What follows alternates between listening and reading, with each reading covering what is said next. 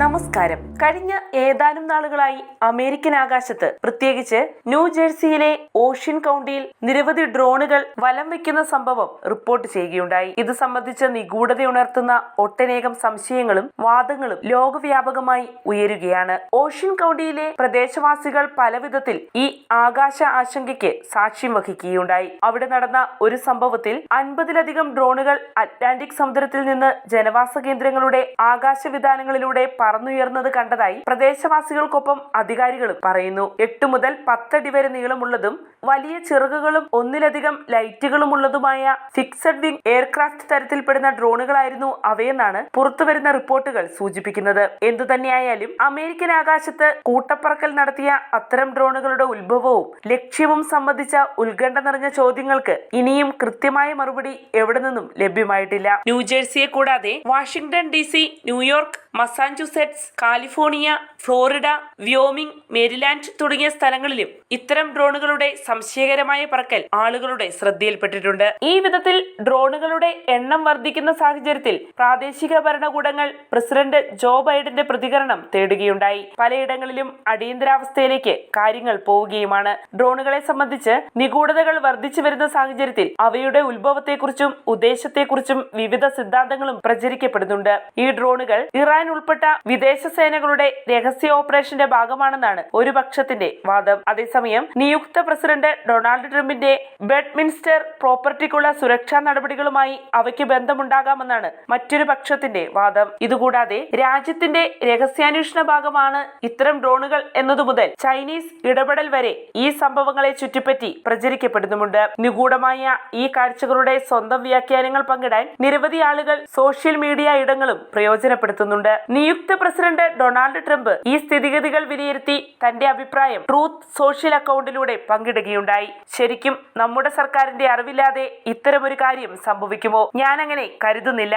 എന്താണെങ്കിലും അത് സംബന്ധിച്ച വിവരങ്ങൾ ഇപ്പോൾ തന്നെ പൊതുജനങ്ങളെ അറിയിക്കൂ, ഇല്ലെങ്കിൽ അവ വെടിവെച്ച് വീഴ്ത്തൂ എന്നാണ് അദ്ദേഹം തന്റെ പോസ്റ്റിൽ കുറിച്ചത്. ഇതിനെല്ലാമിടെ അമേരിക്കയിൽ ഏറെ പ്രചാരമുള്ള ബ്ലൂ ബീം ഗൂഢസിദ്ധാന്ത പ്രചരണവും ഈ ഡ്രോണുകളുടെ പറക്കലിന്റെ പശ്ചാത്തലത്തിൽ നടക്കുന്നുണ്ട്. 1990കളിലാണ് അമേരിക്കയിൽ പ്രൊജക്ട് ബ്ലൂ ബീം എന്ന പദ്ധതി സർക്കാരിന്റെ പക്കലുണ്ടെന്ന വാദം ഉയർന്നു തുടങ്ങിയത്. ബഹിരാകാശ സംഭവങ്ങളുടെ പിൻബലത്തിൽ മാനവരാശിയെ നിയന്ത്രിക്കാനുള്ള പദ്ധതി എന്നാണ് ബ്ലൂ ബീമിനെ കുറിച്ച് പരക്കെ അഭിപ്രായപ്പെടുന്നത്. ലോകത്ത് നിലവിലുള്ള എല്ലാ മത സംവിധാനങ്ങളും തകർത്ത് ഒറ്റ മതം കൊണ്ടുവരിക, ആഗോളതലത്തിൽ എല്ലാ രാജ്യങ്ങളെയും സംയോജിപ്പിച്ച് ഒറ്റ രാജ്യം മാത്രമുണ്ടാക്കുക, ലോകത്ത് നിലനിൽക്കുന്ന പരമ്പരാഗത കുടുംബഘടനയെ പൊളിച്ചെഴുതുക തുടങ്ങിയവയൊക്കെയാണ് ബ്ലൂ ബീമിന്റെ ലക്ഷ്യങ്ങളായി പറയപ്പെടുന്നത്. ഈ ലക്ഷ്യങ്ങൾ നേടുന്നതിനു വേണ്ടി അത്ഭുതകരമായ സംഭവങ്ങളെ വിനിയോഗിക്കുമെന്നാണ് ഇത്തരം വാദക്കാർ അഭിപ്രായപ്പെടുന്നത്. ഇതിന്റെ ഭാഗമാണ് ഈയിടെയായി നടക്കുന്ന ഡ്രോൺ വിന്യാസമെന്നാണ് ഈ വാദഗതിക്കാർ അഭിപ്രായപ്പെടുന്നത്. അതേസമയം തുടരെ ഉണ്ടാകുന്ന ഈ ഡ്രോൺ സാന്നിധ്യത്തിന് പിന്നിൽ റഷ്യയാണെന്ന് ബ്രിട്ടൻ അടക്കമുള്ള രാജ്യങ്ങൾ സംശയിക്കുന്നുമുണ്ട്. നേരത്തെ ബ്രിട്ടനിൽ ഉടനീളം സൈനിക കേന്ദ്രങ്ങൾക്ക് നേരെ ഉടൻ തന്നെ റഷ്യ ഡ്രോൺ നിരീക്ഷണം നടത്തിയേക്കാമെന്ന് ബ്രിട്ടീഷ് ഇന്റലിജൻസ് തലവൻ മുന്നറിയിപ്പ് നൽകിയിരുന്നു. ഇക്കഴിഞ്ഞ മാസം അമേരിക്കൻ എയർഫോഴ്സിന്റെ 3 എയർ ബേസുകൾക്ക് മുകളിൽ ദുരൂഹ സാഹചര്യത്തിൽ ചില ഡ്രോണുകൾ കണ്ടെത്തുകയുണ്ടായി. സഫോക്കിലെ RAF ലേക്കൻ ഹീത്തിനും മിൽഡൻ ഹാളിനും മുകളിലും നോർഫോക്കിലെ RAF ഫെൽറ്റ്വാളിനു മുകളിലുമാണ് മനുഷ്യ നിയന്ത്രണമില്ലാതെ പറക്കുന്ന ഇത്തരം ഡ്രോണുകൾ പല ദിവസങ്ങളിലായി കണ്ടെത്തിയത്. കഴിഞ്ഞ ദിവസം അമേരിക്കൻ സൈന്യത്തിന്റെ പിക്കാറ്റിനി ആർസലിന് ചുറ്റും ഇത്തരത്തിലുള്ള അജ്ഞാത പറക്കും വാഹനങ്ങൾ വട്ടമിട്ട് പറന്നിരുന്നു. അമേരിക്കയുടെ CCDC ആർമമെന്റ് സെന്റർ സ്ഥിതി ചെയ്യുന്നത് ഈ പ്രദേശത്താണ്. യുക്രൈന് നൽകുന്ന ആയുധ നിർമ്മാണ വിതരണ ശൃംഖല പ്രവർത്തിക്കുന്നതും ഇവിടെ തന്നെയാണ്. പൊതുവെ കാറിന്റെ വലിപ്പമുള്ള ഒന്നിലധികം ഡ്രോണുകളാണ് ഇക്കഴിഞ്ഞ നവംബർ അവസാനത്തോടെ ഈ ഭാഗങ്ങളിൽ വട്ടമിട്ട് പറന്നത്. ചിലപ്പോൾ കൂട്ടമായും മറ്റു ചിലപ്പോൾ ഒറ്റയ്ക്കും നടത്തുന്ന ഇത്തരം പറക്കലുകളിൽ അവ പലപ്പോഴും ഒരേ സ്ഥലത്ത് തന്നെ മണിക്കൂറുകളോളം നിശ്ചലമായി നിൽക്കാറുമുണ്ട്. അതിനുശേഷം ഇവ ന്യൂയോർക്ക്, ടെക്സാസ്, ഓക്ലഹോമ എന്നിവിടങ്ങളിലും എത്തിച്ചേർന്നതായി ശ്രദ്ധയിൽപ്പെട്ടിട്ടുണ്ട്.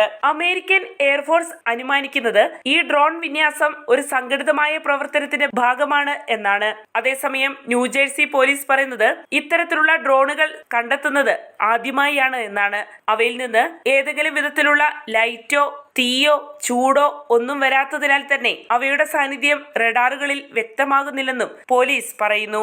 ഇതിനിടെ ഇത്തരം ഡ്രോൺ സാന്നിധ്യത്തെ അന്യഗ്രഹ ജീവികളുമായി ബന്ധപ്പെടുത്തിയുള്ള വാദങ്ങളും പ്രചരിക്കപ്പെടുന്നുണ്ട്.